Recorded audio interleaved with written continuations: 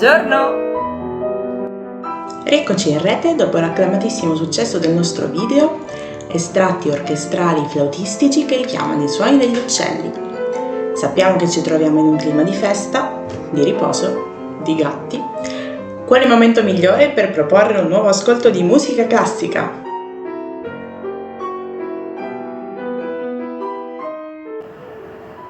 Vogliamo precisare che la dicitura classica si rifà in realtà a un periodo di quella che sarebbe meglio chiamare musica colta.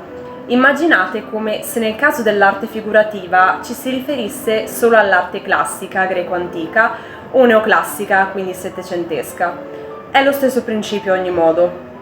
Piccolo spot pubblicitario: se pensate che noi musicisti classici siamo refrattari al resto dei generi musicali, il duo cangiante è pronto a smentirvi subito con questo video girato a proposito a Natale dell'anno scorso, di cui vi lasciamo il link.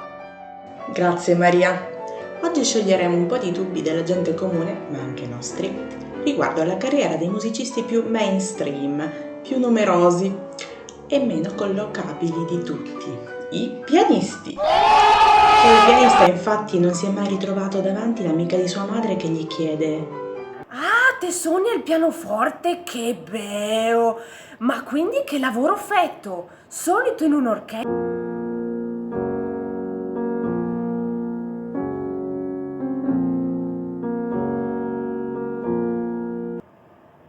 Oppure te può insegnare?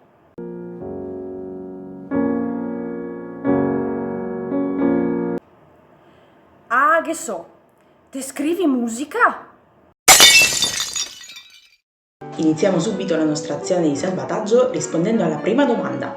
L'orchestra sinfonica standard è costituita da archi, fiati e percussioni.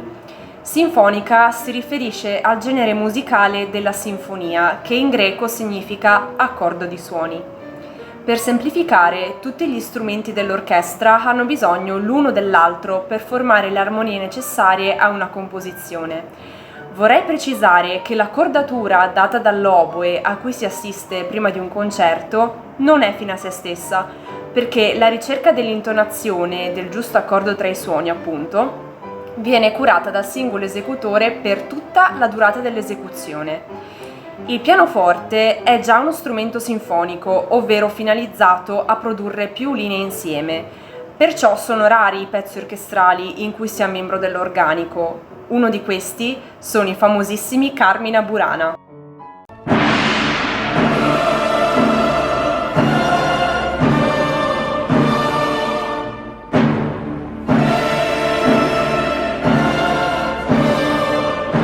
Che tu, Silvia, hai anche avuto occasione, o meglio la fortuna di suonare, vero? Esatto, nel Teatro Comunale di Bolzano con l'orchestra del Conservatorio. Una delle esperienze più belle della mia vita. Eh sì, perché i pianisti sono proprio i forever alone della classica, questa figura triste, solitaria, dotata di uno sterminato e bellissimo repertorio solista, che diventa anche la sua condanna.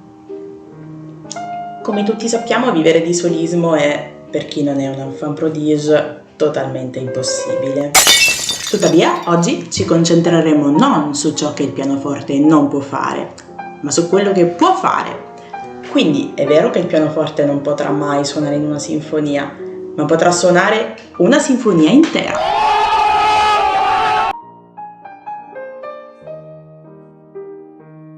In questo video vi mostrerò come il pianista potrà gestire composizioni non pianistiche, servendosi dell'arte che è chiamata trascrizione.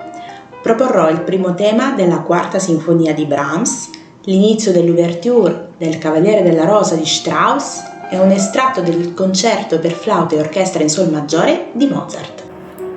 Quindi, come può un pianoforte seguire tutte le linee di un'orchestra? Naturalmente un pianista non potrà mai, per forza di cose, eseguire tutte le linee di una sinfonia, specie se sono molto intricate o vi sono disegni accidentali e non fondamentali in posizioni molto scomode. Traduco quello che dico, facendovi ascoltare questo estratto della meravigliosa quarta sinfonia di Brahms in una versione eseguita da me e poi lo stesso in versione originale.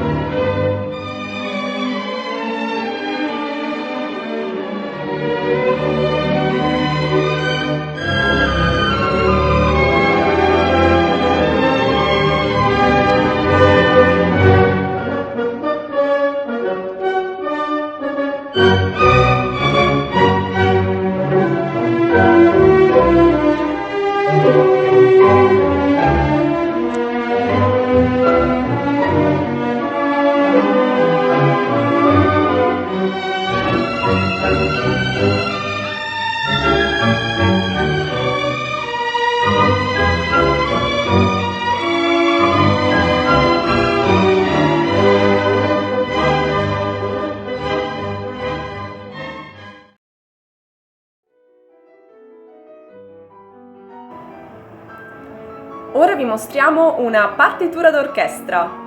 Qui figura il gruppo degli archi, quello dei fiati e i righi delle percussioni. Le parti sono sempre scritte in quest'ordine, dal più alto al più basso, così un direttore non deve cercare ogni volta dove sia scritto uno strumento, ma sa benissimo dove trovarlo. Come potete notare, le linee fondamentali sono quelle della melodia, che significa la parte cantabile, questo dei gruppi di note a 2 a 2, e l'accompagnamento ai bassi, e così via. Suonare una sinfonia è una bellissima esperienza e soddisfazione, proprio a causa del duro lavoro di decifrazione e di studio che essa richiede. Il secondo brano è l'ouverture dell'opera Il Cavaliere della Rosa di Richard Strauss. Magari il nome non vi dice nulla, ma se avete visto il comprensibilissimo film di Kubrick, 2001 Odissea nello spazio, avrete di certo sentito quanto segue.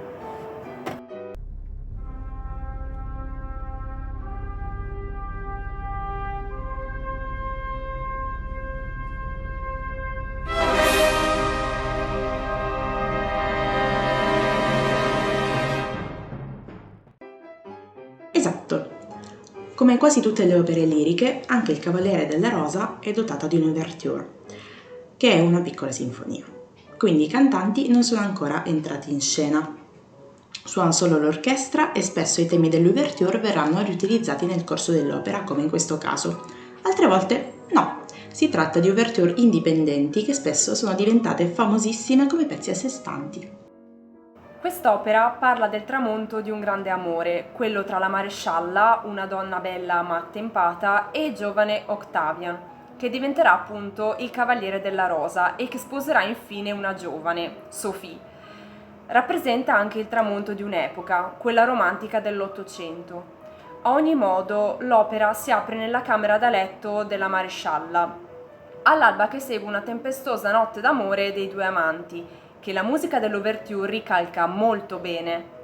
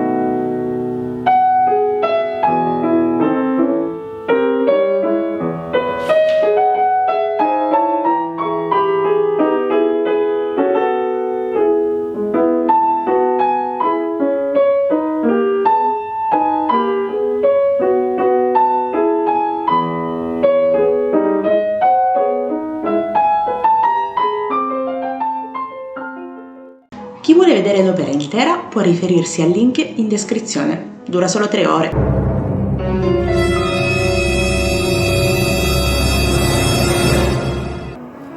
Un po' come vedere Il Signore degli Anelli in tedesco. Che vuoi che sia? Silvia, mi hai fatto scappare la gatta. Perché può essere utile che un pianista suoni l'ouverture di un'opera? Rispondiamo anche alla domanda tra passacuori. Che lavoro puoi fare?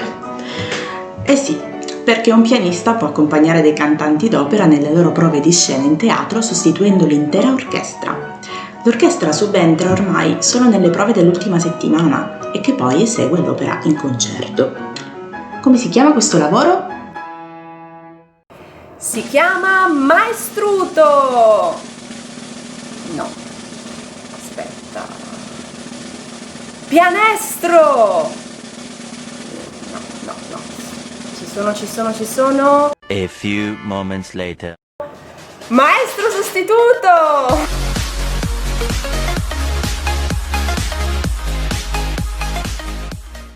Perciò un pianista che lavori come maestro sostituto deve essere in grado di leggere la trascrizione di intere opere, ore e ore di musica in poco tempo e in prova deve rispettare i tempi e le libertà che gli interpreti si concedono sulla partitura, che nel caso dei cantanti sono sempre presenti, lo sappiamo.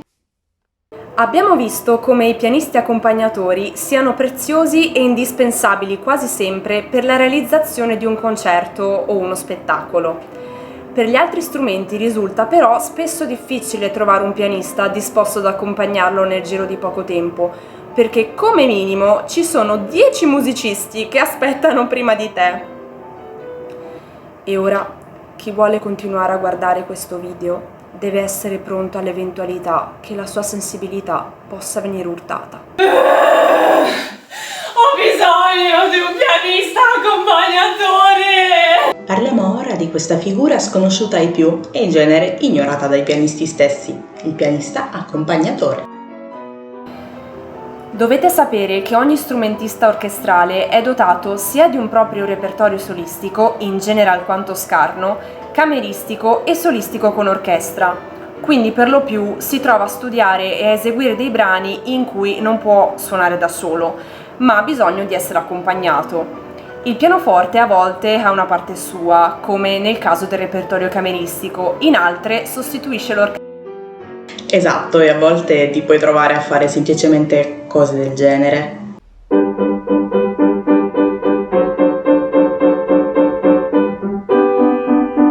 Pensate che il primo complimento che mi sono sentita fare accompagnando una lezione di Maria è stato: lei ha delle belle crome!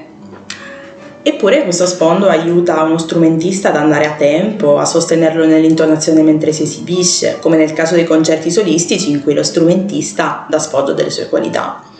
Il pianista accompagnatore accompagna audizioni, concorsi, lezioni e concerti. Questa cosa ha anche dei vantaggi? Conoscere un oceano di repertorio, rendersi utile. Se avete proposte su altri vantaggi che vi vengono in mente, provate a scriverli nei commenti. Uno dei primi video che abbiamo girato in conservatorio riguarda proprio il concerto in sol di Mozart, uno dei pezzi cardine della letteratura flautistica. Noterete come il pianoforte farà la parte dell'orchestra, mentre in questo caso è il flauto il protagonista. All'ultima domanda, quella sulla composizione, rispondiamo con un paragone. È come se ogni iscritto alla facoltà di lettere si chiedesse: ma quindi scrivi romanzi? È proprio la stessa cosa. Infatti esiste un vero e proprio corso di studio a parte in composizione, in cui si imparano nozioni tecniche molto specifiche e spesso non si impara nemmeno a suonare uno strumento in particolare. Anche questa guida all'ascolto è giunta al termine. Vi ringraziamo di essere stati con noi, attendiamo i vostri preziosi commenti e alla prossima! In quanto la mia gatta è scappata dopo aver sentito delle 3 ore dell'opera di Strauss, a malincuore vi saluterò soletta. Comunque, vi invitiamo a iscrivervi al canale, un po' come un invito a festa, la campanella trillerà molto prima di quanto non ve lo aspettiate. Intanto grazie a tutti e ci vediamo molto presto!